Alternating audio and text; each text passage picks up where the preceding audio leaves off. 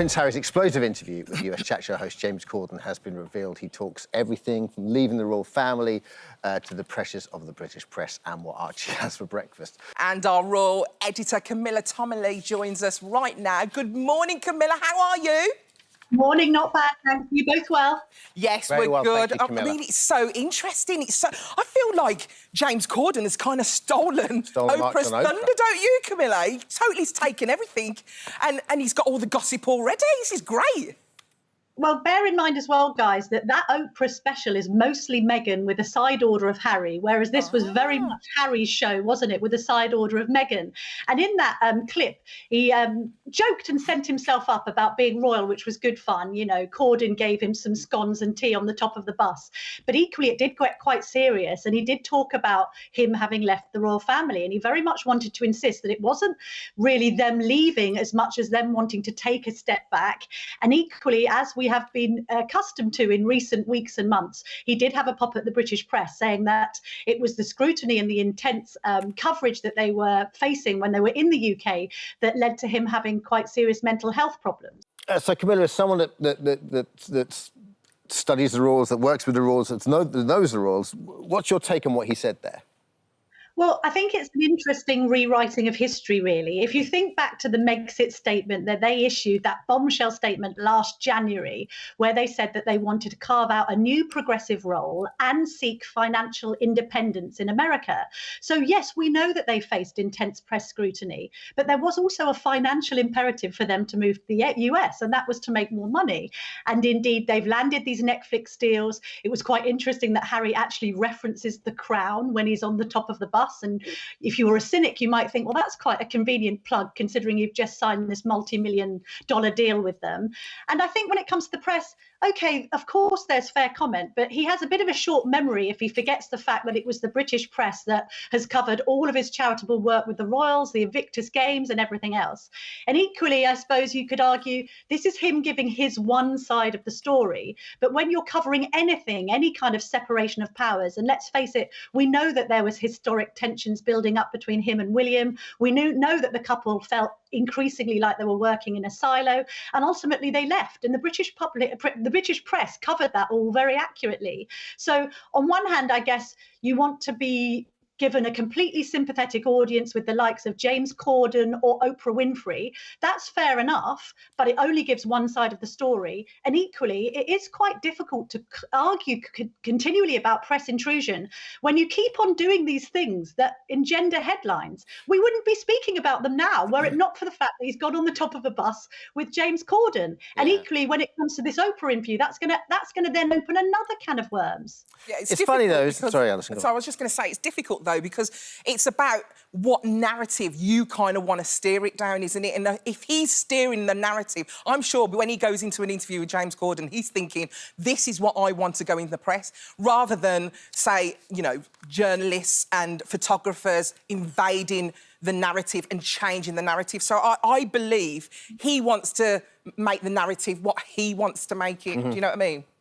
Absolutely. This is about press control. This is about saying we want publicity, but only if it's favorable to us. And that's the American method. You know, people have very well-paid agents and advisors out in America to make sure that they are positively depicted and not negatively. But that's not necessarily the way the British press has operated. And as you both know, whenever there's a story about somebody who's high profile, if there's a story, for instance, about Harry and Meghan not being happy in the royal family, but equally the royal family not being happy with them, that's a two-sided story. You can't just give their narrative. Even in the last week, we've had some briefings coming out of the palace that Prince William is really saddened and shocked by some of the things they've said about service in recent days, this idea of lecturing the Queen on the value of service. We know that the Queen is saddened and disappointed by them leaving. You can't just ignore that side of the narrative because one side of it claimed that they've been unfairly treated. You've got to look at all angles of any story. Do you attach any blame to the press, Camilla? Like, do you think the press should take more responsibility in how they report him, or do you think you guys have it about right? I think that there are some elements of the media that do not do due diligence and write a load of nonsense largely online on websites that are completely unaccountable. Yeah. But the British press are subject to the code of conduct, the IPSO editor's code of practice, and equally the law. And we've seen in recent months, haven't we, that when newspapers have got it wrong, in the case of the Mail on Sunday publishing the letter Meghan wrote to her father, Thomas Markle, they've seen themselves on the wrong side of the law. And that's absolutely right. But I feel that Harry conflates all media coverage and even includes things like that are written on random websites or even the comments, at the bottom of Mail Online, and sees that as the press pack. And that's not necessarily the case. It was the royal press pack, frankly, that welcomed Meghan with open arms when she first came on the scene and have written endless column inches on all of the good that they've done. I'm going to be honest with you. I think he comes across really, really well, especially with James Corden, because he's got such an amazing way got a good with rapport people. as well, Here's a moment where he's actually rapping the Fresh Prince of Bel-Air rap. That's not bad, to be fair, is it? He might need a bit of practice. I mean, he does phone up his wife as well, and I'll be honest with you, she looked like the Fresh Princess of Bel-Air. She looked absolutely stunning on the FaceTime. What did you make of that? I couldn't believe it. It's like her hair filled the screen. It was amazing. And look, I completely agree with you, Alison. I think he comes across really well. But this is Harry as we know and love him, right? There is this sense, I think, that in recent months, maybe the couple have lost their sense of humour a bit, right? They've taken themselves a bit too seriously in some of their very earnest endeavours. And I have no criticism of them wanting to do charitable work and everything else, but there's been this sense that they've been on the fringes, sort of thinking that they're very important without actually filling it with much substance, and that might be due to the pandemic. What we see here is the Harry that we know and love, and of course that should be welcomed, but at the same time you cannot simply turn on the tap of publicity just when it suits you and when everything's going well and the headlines are always good, and pretend that you can exist without any negative headlines either. I just think that's a tricky game to play. If they want to be private citizens, then they be private citizens and they don't go on open top buses with James Corden. But they've got an image to uphold in America and they do want to be famous. This is the dilemma, isn't it? They want that global flame and they want to be a good and positive influence.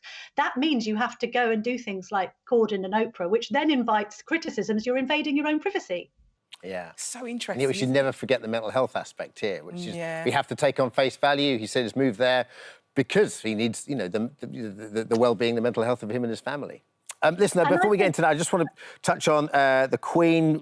We have a clip here of the Queen talking about her vaccination. Have a look. Well, once you've had the vaccine, you have a feeling of, you're protected, which is, I think, very important. And as far as I can make out, it was quite harmless. It was very quick. And I've had lots of letters from people who've been very surprised by how easy it was to get the vaccine. And the jab it didn't hurt at all. It is obviously difficult for people if they've never had a vaccine, because they ought to think about other people rather than themselves. There you go. Yeah. There you go, Tom. Camilla, what's your take on that? Well, I just love hearing the Queen speak like this, don't you? Just conversationally with these doctors. She requested personally this round table with these doctors who have been at the forefront of the rollout in all four corners of the UK. And she said at the beginning of the pandemic, my family and I stand ready to help. And I think in the spirit of togetherness, she's decided that they must be front and centre of this vaccine rollout, say that they've had the jab if they've had the jab, and that there's nothing to be worried about. And I kind of look at that footage and I think that's just HM at her best, isn't it? At 94, engaging with this really important issue. There is a concern about vaccine hesitancy, particularly among people in the BAME community. So I think this is very much her acting as mother of the nation and leading from the top. Don't you agree? I agree. You do feel safe when the Queen talks, don't you? You do feel safe. A bit like you, Camilla. You feel safe. I wouldn't go that far, Alison, but I'll take that. Thanks, love. You stick that on your Twitter bio, Camilla. That's wonderful. I will. Somebody clip this. I need it as a gift. I'll do it for you, don't worry. Thank you, Camilla. Thanks, Camilla. Thanks nice for talking everything. to you. Appreciate it.